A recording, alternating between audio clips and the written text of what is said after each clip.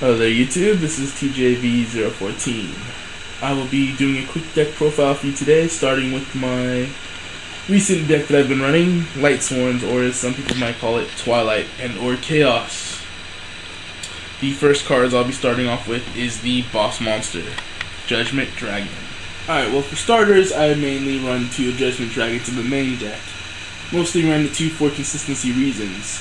You run it at 3, you'll find the consistency drops quite a lot. You have Lila, the Lightsworn sorceress.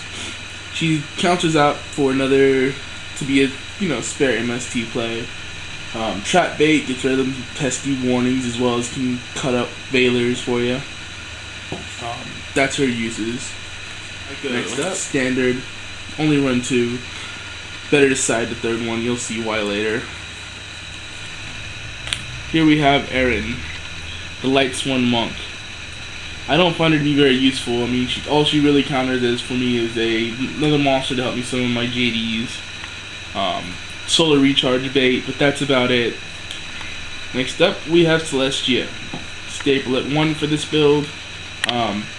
Put any more than that, you'll find high consistency issues once again. She's quite useful here to there. Solar recharge bait as well as JD summoning material. But when she gets that effect off, it really helps out. Garroth, our nice 1850 beater. Very useful. If you manage to keep him on the field with another Lightsworn, he'll provide you some draw power. The main thing is he provides mill and is a nice beater for you. There we have Jane, the true beater of the build. He is the biggest beater next to Wolf, and that's because Wolf is a full solid 21 beater. But in terms of summoning, Jane wins. He'll help you get around quite a lot of the issue monsters. Definitely going to be one of your best friends. Lumina, really no explanation needed. She is one of the number 1 Lightsworn cards to run. If you run Lightsworns and it's a main part of your deck, she has to be one of them. She will provide you a lot of plays. Wolf. A lot of people will debate this. I run them at 1. Some people will prefer 2. Some even go 3, although I find 3 outrageously too many. 1 is very, very balanced for this build, as well as several others. Provide you some nice big beat stick damage, as well as easy Celestia fodder. Definitely a good card for the deck. Arcus. I really don't find him useful. He's a nice defender. If you happen to swarm the field with Lightsworns, you can do that. I suggest against going for the huge swarm though if you can. Keep to your safe plays with this deck. You have a lot of explosive plays, but keep to the safer plays. He mostly ends up being solar recharge fodder, and that's about it for him. And Honest. No real explanation needed, but if you run as many lights as this deck runs, you must run Honest. The only deck that runs a lot of light monsters I would suggest against would be Fabled, but that's another time. Here's one of my favorite cards, Phantom of Chaos. Although with this deck, I'm pretty cross. I mean, he provides a lot of good plays, I'll give him that. Lets me copy JD, BLS, Dark Arm, several other cards that are running this deck. So he provides quite a lot of abundantly good plays. But other than that, I find him mostly becoming a lore target or monster reincarnation bait. So, but he does have his opportunities. But run at 1 is best. And Gores, there's no way you cannot run Gores in any Lightsworn deck. As a matter of fact, he can be run in a lot of decks. He's a nice savior butt monster. Definitely like him. Blackluster Soldier. Your next big boss monster next to Judgment Dragon. He will be one of your best friends. He provides a lot of safe plays, a lot of aggressive plays. Combined with Honest, he can be an OTK. For those who don't know, that is a 1-turn kill. Easy 1-turn finisher. So he will be one of your best friends again. Dark Arm Dragon. I highly keep considering taking him out. When he does hit the field, even though it's kind of rare with how many darks I wind up with my grave real quickly, he does provide me game-winning plays. He can help out when I hit him with Phantom of Chaos, but other than that, he doesn't do all that much for me. So, again, something I myself consider taking out. However, I would suggest keeping him at 1 in most builds. He can be a great help. Plague Spreader Zombie. Definitely a card to keep in any Lightsworn deck again. A nice level 2 tuner, easy to bring out. Doesn't need too much explanation. Can provide you with your level 6s, 8s, and 9s. Definitely something to keep in mind. Next up, we have 2 Necrogardna. Definitely need to run 2. He saves you a lot of trouble. Time it right, he can save you game. That way you don't have to lose, you can keep yourself in the game. Sometimes it's better off not using him, but he's definitely a safe play to keep. And here's what makes the deck expensive. 3 Tour Guide of the Underworld. The most expensive deck card in the deck. She provides a lot of XYZ plays. Go for Levier, you get to reuse your Necrogardnas, your Plague Spreader, or you can get that big beat stick, number 17 Leviathan Dragon. She provides a lot of amazing plays, can easily get you 2 to 3 darks in the graveyard depending on the play. For a first turn, Dark Arm Dragon, BLS plays, stuff like that. Very useful, very versatile. Sangan. You pretty much can see that coming after seeing the tour guides. Other than going with tour guide, he has other plays. He can help fetch the tour guides. He can fetch you Lumina, Raikou, Honest. Gives you a lot of safe plays, as well as setting you up with several other types of plays. Here we have 3 Solar Recharges. Some people can argue that that can be too many. Some people can argue that, that's too few. Although those ones are quite funny considering you can only run 3. It is the heart of the draw power for this deck. It provides you Lightsworns in the graveyard, provides you that 2 extra card draw, and again another couple of cards in the graveyard for use for later on. Definitely a must-have at 3 for the deck. Standard, double Mystical Space Typhoon. Doesn't need an explanation, just there for destroying. Get rid of those pesky back row or field spell cards. 2 Gold Sarcophagus. Definitely my favorite card amongst the spell cards. Provides a lot of amazing plays, as well as future setup for game and or other plays. One of my favorite combos with Tour Guide. Go ahead and Gold Sark out your Sangan. Fetch Tour Guide with the Tour Guide. So you go into Levier, and you have Sangan. That's a nice double monster play, and a automatic 3 darks in graveyard if you have a first turn Judgment Dragon as well as providing you the opportunity for a search off of that Sangan. Very good play.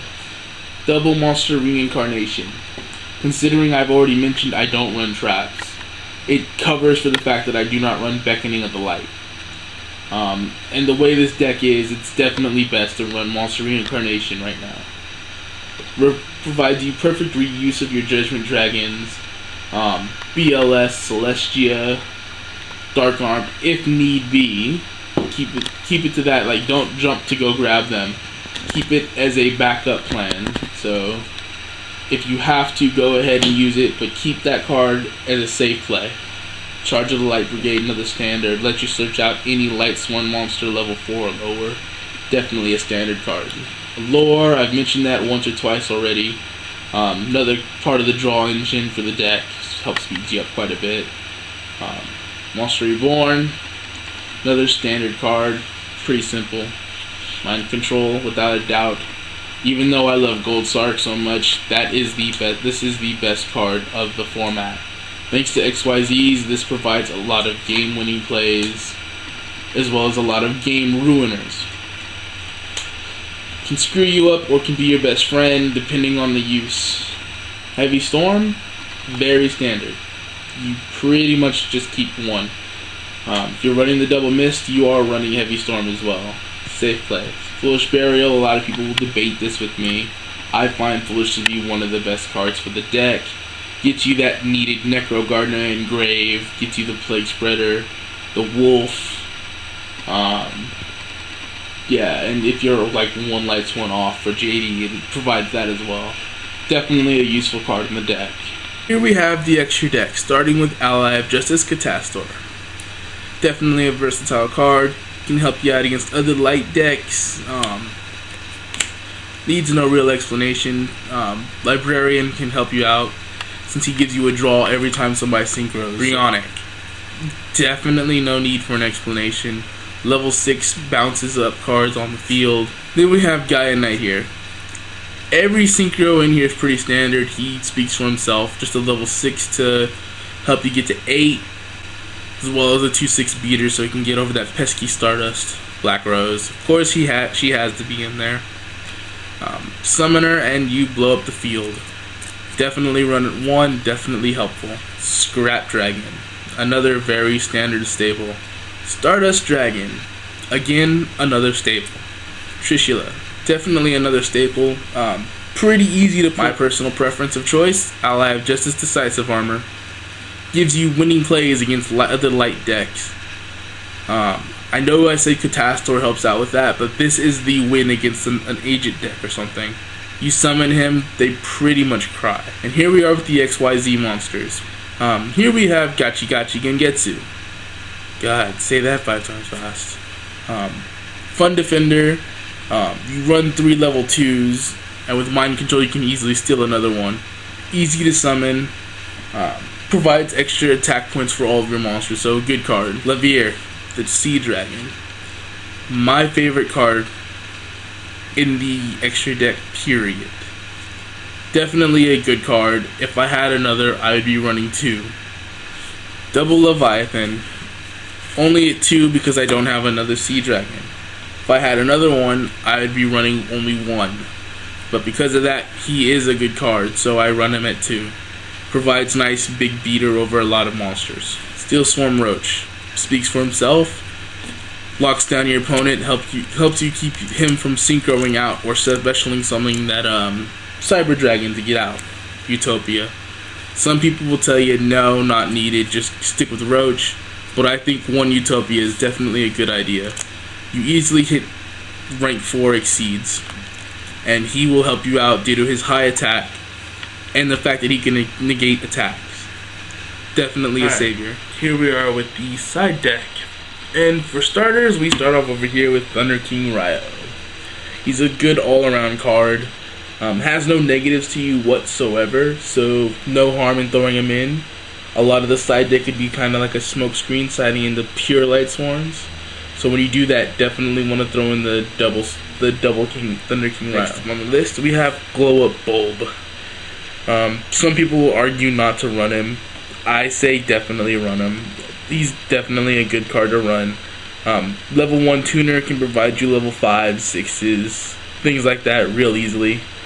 Definitely good to side into when you side into Pure Swarms. Now we have Card Trooper. I despise this card with a lot of reasons. Every time I use him myself, I mill trash.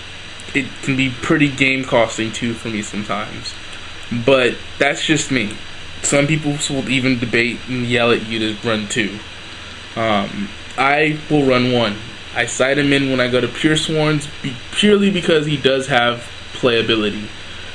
He's another mill card as well as a draw when destroyed. Other than that, I despise him. Celestia, definitely good to side deck into that second one. Purely because you're going pure Lightsworns, you will be running the second Wolf. So it helps out. Here we have the second Wolf, which I mentioned. Helps out by justifies adding the extra Celestia. Wolf gives you all around plays. Definitely want to be run at 2 when you go to the Pure Swarms. And here's that third Judgment Dragon. The only time you run him is when you go for Pure Swarms. That's when he's the make or break card. That's when you don't have your BLS to back you up, as well as the Dark Armed. He will be your best friend. We have Leeching the Light, a side deck card purposely for light decks. Honestly, that was just a quick throw in. There are a lot of better things to side in depending on your meta. I myself would probably run Chain Disappearance or Fiendish Chain, depending on what I feel I'll be playing against. If I think there's going to be a lot of plant decks, I would definitely go with Chain Disappearance.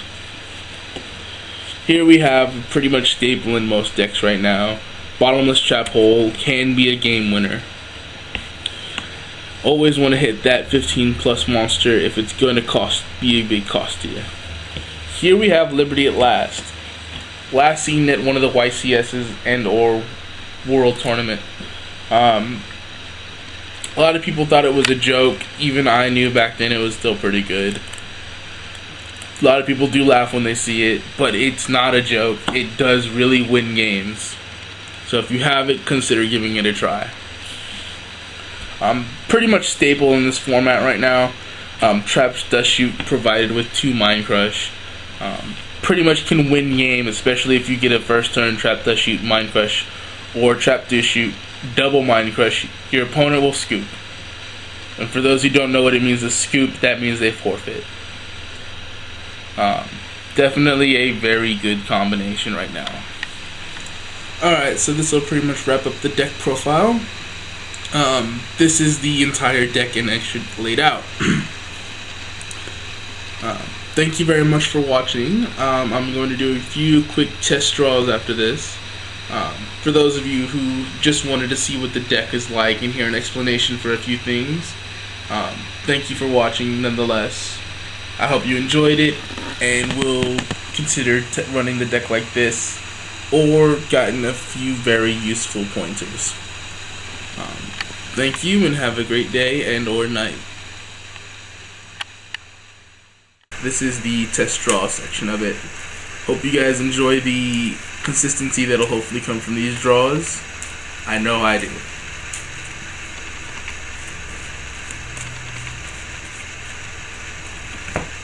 Alright, here we go. First hand.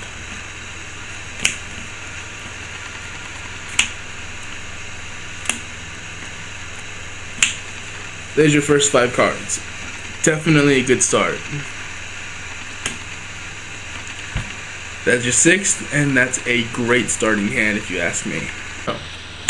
1, 2, 3, 4, 5. Those are your 5 decent starting hands so far, and your 6th card. Ready? 1, 2, 3, 4, 5, 6th card. Yeah, this is no argument. This is definitely a bad hand. Opening up the double Necrogardna and 2 Solar Recharges, no targets, definitely hurts. Only play here would be to set the Necrogardna and either let it die or hope they don't attack it to summon the next one for a Exceed play. And of course, the only Exceed you would have available to you would be number 17, Leviathan Dragon. So it really hurts to have that kind of a hand. You don't see that too often whatsoever. Hopefully the next card, which would have been... yeah, there you go, Lila. That's definitely a good draw. I personally wouldn't go the safe route here. I would Solar Recharge her right away, depending on how much back row they have. If it's a lot of back row, yeah, let her hit it. If not, Solar Recharge away. Alright, last one. First card.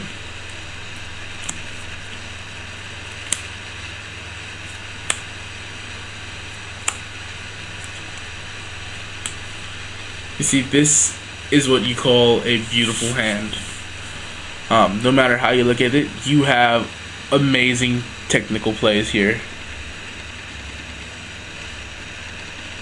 There's almost no way with this hand you should lose.